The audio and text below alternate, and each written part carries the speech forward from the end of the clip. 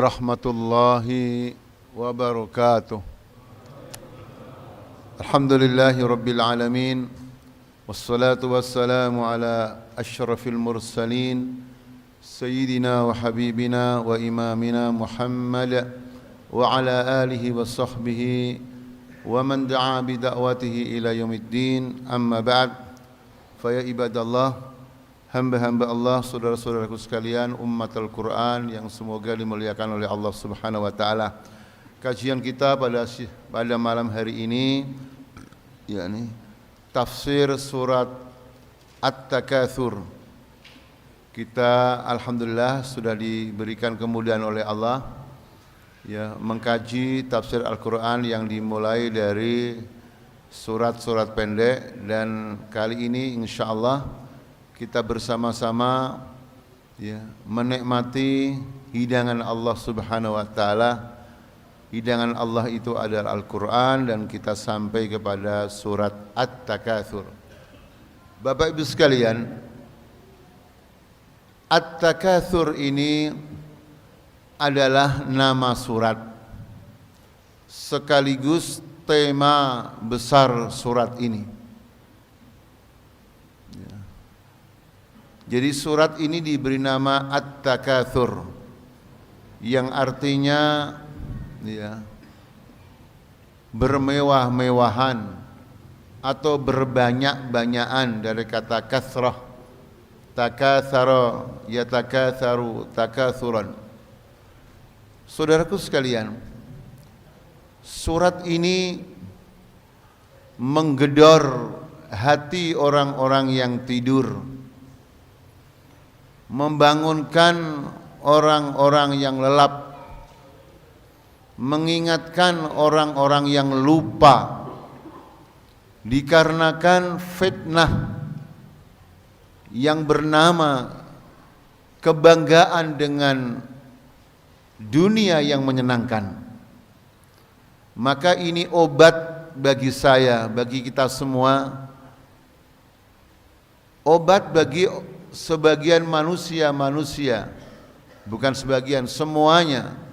Tapi maksud saya adalah sebagian manusia yang lagi ya gila dengan dunianya, gila dengan ya jabatannya, dengan harta bendanya, sampai lupa kepada ajaran Allah, lupa ya untuk beribadah kepada Allah, sehingga rela-relanya menjual agama, menjual ayat-ayat Allah dengan potongan-potongan kecil ya yaitu potongan-potongan kecil dunia. Dunia dengan seluruh isinya tetap disebut potongan kecil, disebut qalil oleh Al-Quran, oleh Allah yang menciptakan dunia. Sampai-sampai tiga-tiganya menjual agama, tiga-tiganya ya berpihak pada orang kafir, membela dengan ya sekuat tenaga. Maka manusia yang seperti itu tidak cukup diceramai, apalagi ketika seseorang tersebut juga bisa ceramah. Tetapi orang yang seperti itu, atau kita semua ya ibadallah, akan berhenti dengan membanggakan ya dunia kita ini, berhenti melalui surat At-Takatsur. Ini Bapak Ibu sekalian, al-makna al-ijmali, makna secara global dari surat At-Takatsur. Sekarang kita mulai dengan al-mabakhith at-tahliliyah, pembahasan secara tahlili, secara analisis. Bismillah. Alhaakumut takatsur. Ulama-ulama tafsir, apakah dalam tafsir Jalalain yang dikarang oleh Jalaluddin As-Suyuti dan Jalaluddin Al-Mahalli, atau ulama-ulama yang lainnya, At-Tabari, atau dalam Mahaz Ta'wil Al-Qasimi, menafsirkan alhaakumut takatsur ay syaghalakum ya at-tafakhuru bil awladi wal amwal wasairi maladzatid dunya. Ya. Berbangga-bangga kamu, kebanggaan kamu, atau berbangga-bangganya kamu dengan anak, dengan harta, dengan jabatan, dengan kekuasaan, dan dengan seluruh kesenangan-kesenangan dunia itu melalaikan kamu.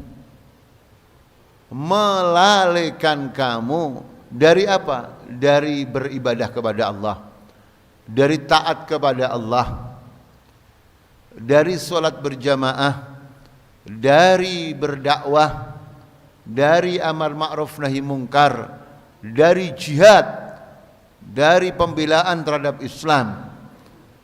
Jadi ini pelajaran bagi kita semua ya ibadallah. Kenapa ada orang mengaku beragama Islam, mengaku umat Quran, tapi hidupnya penuh dengan kesenangan-kesenangan duniawi, lupa tanggung jawabnya terhadap dinnya, agamanya, ya, malas untuk berjuang, takut mati di medan perjuangan.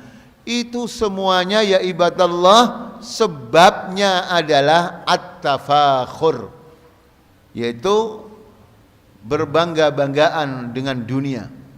Apakah anak, apakah harta, seperti yang telah dilakukan oleh orang-orang kafir terdahulu, kafir di zaman Nabi atau kafir di zaman nabi-nabi yang sebelumnya.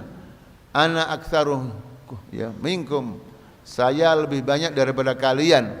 Apakah anaknya, amwalan, ya, harta bendanya, atau auladan, atau junudan, atau tentara pasukan, atau a'dhaan, ya, atau ya anggota-anggotanya. Inilah yang menjadikan manusia lalai dari Allah Subhanahu wa taala. Saudaraku sekalian, hafizakumullah, dan ini merupakan penyakit yang sangat berbahaya. Aslinya yang lupa kepada Allah karena membanggakan harta bendanya dan anak-anaknya itu sifatnya orang kafir.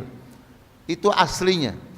Tapi fakta di lapangan ya ibadallah, ternyata juga ada sebagian orang-orang yang mengaku beragama Islam lalai, lupa pada Allah Subhanahu wa taala dengan alasan sibuk, saghalakum, yang menyibukkan itu harta, anak, ya, rutinitas yang semuanya dunia, tidak ada hubungan dengan ibadah.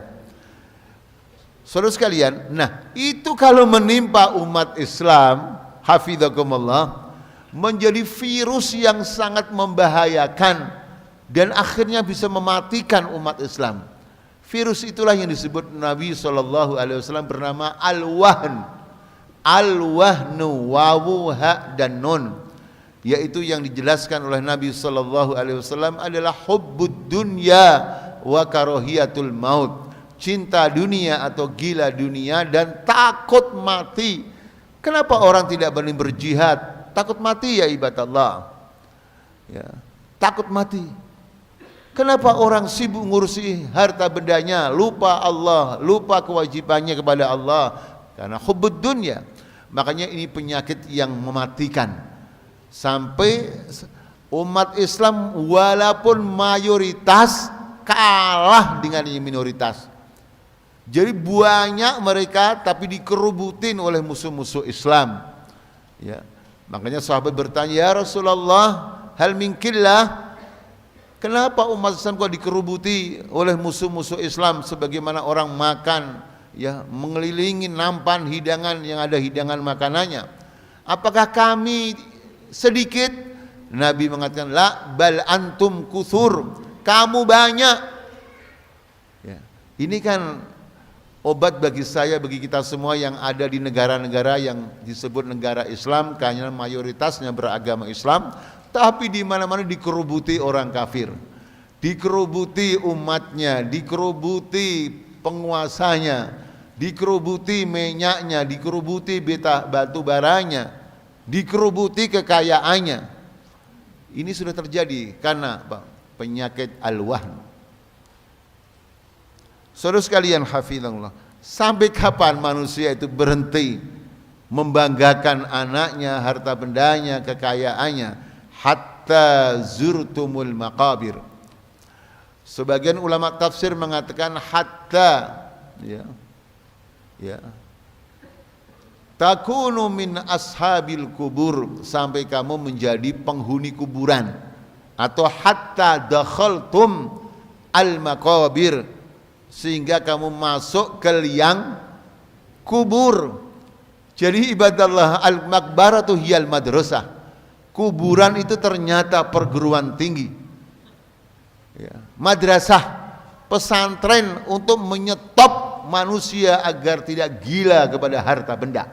Harta benda penting, tapi tidak boleh melalaikan kita untuk beribadah, untuk taat kepada Allah.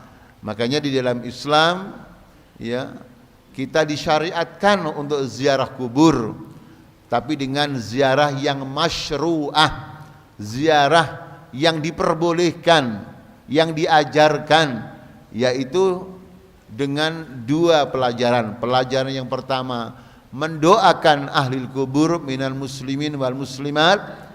Kenapa mendoakan kok kita dikubur? Bukankah di rumah sampai? Naam, di rumah sampai ya ibadallah. Tapi saya bertanya pada bapak, pada ibu, akhi, sama-sama mendoakan orang tua. Di rumah ya sampai insyaallah, dikubur dan sampai. Kira-kira di rumah dengan dikubur itu, suasana ingat akhirat, akhi, ingat mana? Di rumah kita mendoakan orang tua, semoga diampuni oleh Allah. Naam, sampai insyaallah. Tapi di rumah ada TV, kita doa lagi lapar, di meja ada makanan, doanya khusyuk, ingat Allah atau ingat dunia? Nah, dimanapun kita sambil, tetapi di kuburan suasana lain. Kita diingatkan dengan kurikulum yang sangat mahal, yang semoga bisa menghentikan dari penyakit gila kita terhadap dunia. Nah, ini kita mengevaluasi diri kita, Kadang-kadang sebagian umat Islam itu ada hadahumullah wa iyana. Semoga kita semua diberi hidayah oleh Allah. Ada sebuah ormas atau jamaah yang satu rajin ke kubur, benar-benar kubur terus saja. Yang satunya karena khawatir bid'ah tidak pernah ke kuburan sama sekali. Ya, akhi. Yang benar adalah sudah bertentu mengikuti Rasulullah sallallahu alaihi wasallam. Ya ziarah kubur tapi tidak berlebihan. Ya, tujuannya agar kita ingat mati, kita berhenti dari penyakit at-takatsur. Yang kedua adalah tadi ingat mati. Yang satu mendoakan kaum muslimin dan muslimat. Yang kedua kita ingat mati. Inilah saudara sekalian hafizullah pelajaran yang pertama dari surat At-Takatsur. Alhaakumut takatsur hatta zurtumul maqabir. Selanjutnya, kalla saufa ta'lamun. Sekali-kali tidak, jangan begitu, karena saufa ta'lamun, kamu akan mengetahui.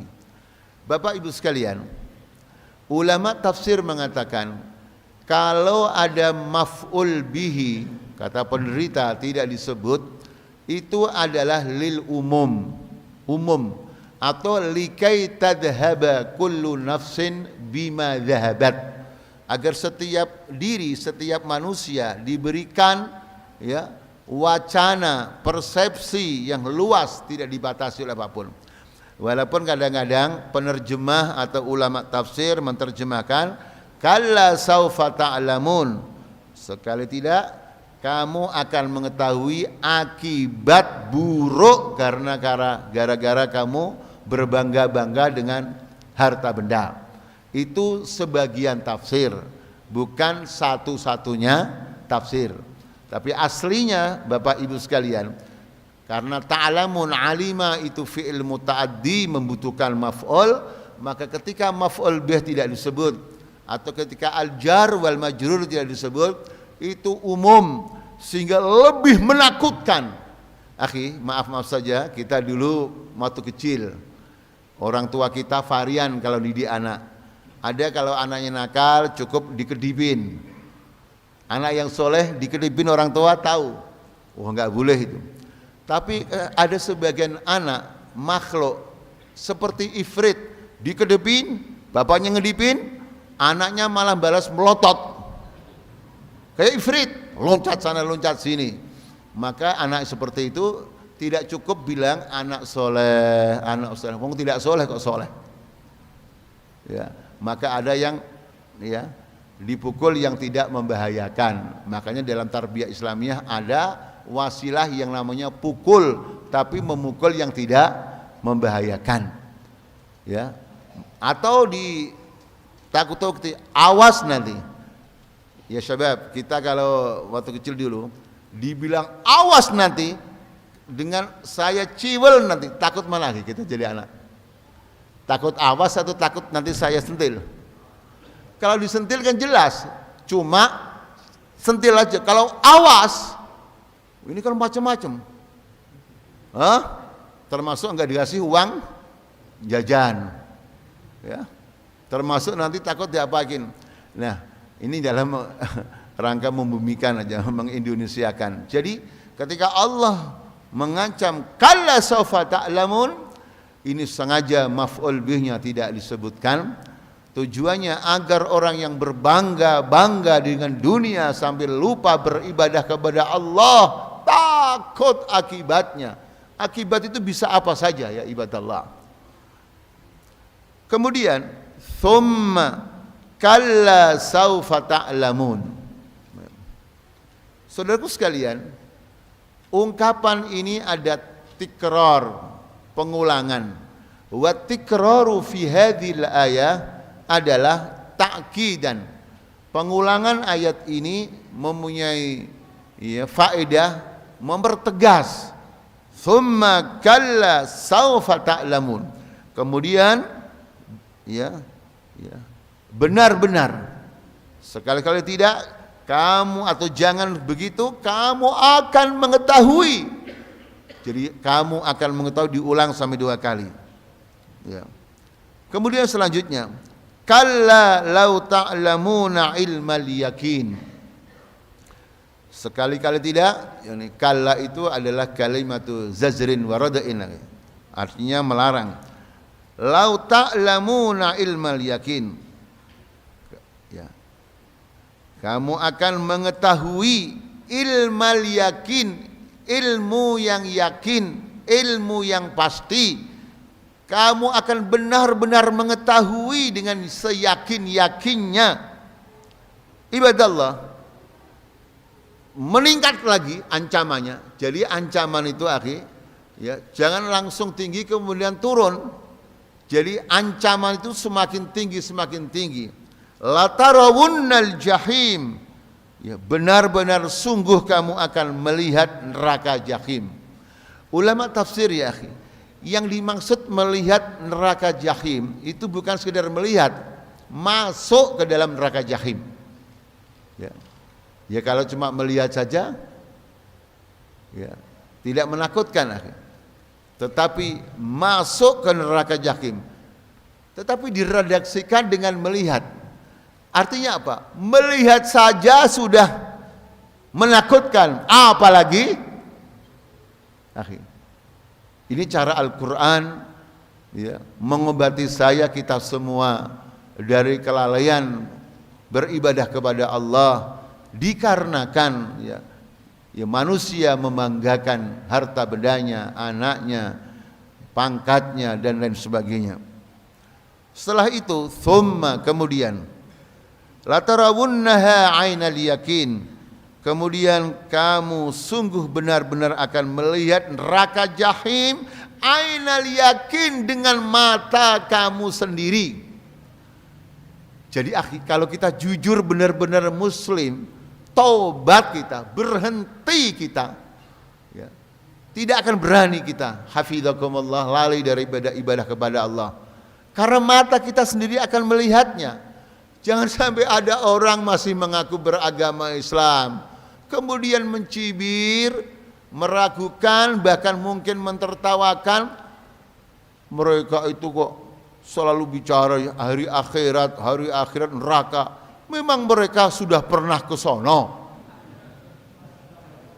Akhi, itu seandainya memimpin sebuah negara, kayak apa negaranya?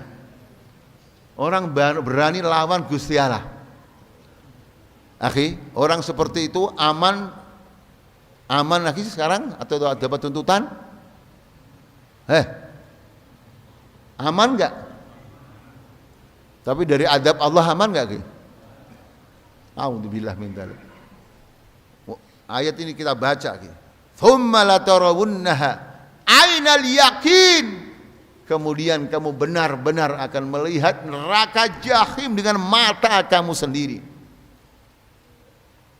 Ibadallah, itulah cara Allah Subhanahu wa taala berfirman menghadapi tagut, menghadapi orang-orang yang sombong dengan harta bendanya dan kekayaannya dan macam-macamnya.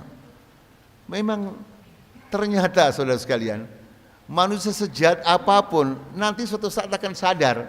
Tinggal sadarnya itu bermanfaat, penyesalannya bermanfaat atau tidak. Tapi sejarah togut di dunia, dan togut terbesar adalah Fir'aun yang mengatakan ana rabbukumul a'la.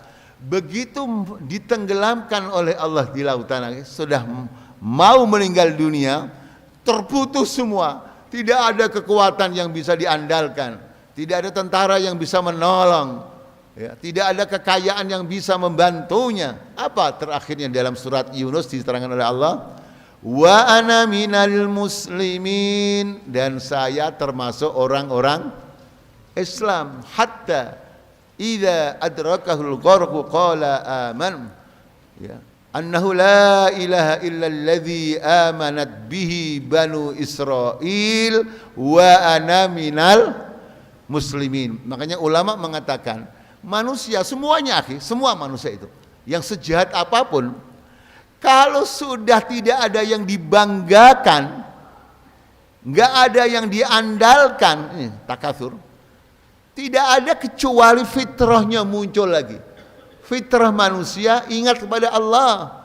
Fir'aun yang pernah mengatakan ana rabbukumul a'la, tapi begitu mau mati mengatakan wa ana minal muslimin. Tapi pertanyaannya adalah, mengatakan wa ana minal muslimin berguna enggak, akhi? Tidak berguna, karena rohnya sudah mau keluar. Jadi Allah menerima tobat hambanya malam yughurghir, selama rohnya ya tidak sampai kepada kerongkongan. Jadi orang-orang yang melecehkan Islam itu nanti, kapan lagi nanti? Kapan dia ingat Islam? Setelah yughurghir. Makanya ketika mereka pada mati itu, ya, hafizakumullah, di akhir hayatnya tidak berani lagi menentang Allah. Tapi masalahnya tobatnya diterima oleh Allah atau tidak. Dan tobat itu selama kita masih hidup insya Allah diterima oleh Allah. Tapi kalau sudah sakaratul maut, ditolak oleh Allah Subhanahu wa taala. Tsumma latus'alunna yauma idzin 'anin na'im. Terakhir, kemudian kamu benar-benar akan ditanya di hari itu, di hari akhirat, 'anin na'im, mengenai nikmat Allah. Al-Imam Ibnu Jarir At-Tabari rahimahullah mengatakan, di dalam ayat ini Allah Subhanahu wa taala tidak menyebut nikmat secara khusus. Duna nikmatin ukhra. Artinya seluruh nikmat ya ibadallah nikmat yang kita senang, harta, kekayaan, jabatan, semuanya itu ditanya oleh Allah. Min aina niltum, dari mana kamu dapatkan? Setelah kita dapat gaji, katakanlah halal, alhamdulillah. Tapi untuk apa uang itu? Gaji kamu untuk apa ya ibadallah? Semua ditanya oleh Allah. Fi taatillah, apakah di dalam taat kepada Allah digunakan? Am fi maksiatillah, atau maksiat kepada Allah? Apalagi kalau mendapatkannya haram, digunakan untuk haram, apalagi digunakan untuk menghambat ajaran Allah, menghalang-halangi ajaran Allah berupa media, partai, ya, opini. Semua ditanya oleh Allah Azza wa Jalla. Hafizakumullah. Nah, makanya hafizakumullah, surat At-Takatsur ini memberikan ya petunjuk kepada kita semua, dan semoga obat ya bagi manusia-manusia yang lalai terhadap Allah, lalai terhadap ibadah, lalai terhadap jihad, terhadap amar ma'ruf nahi mungkar dan kewajiban-kewajiban yang lainnya, hanya karena membanggakan kesenangan-kesenangan duniawi. Ibadallah, ini saja yang bisa kita tadaburi. Semoga kita semuanya ya ibadallah, anak keturunan kita semua diberikan taufik oleh Allah Subhanahu wa taala, mampu menyikapi dunia ini dengan benar.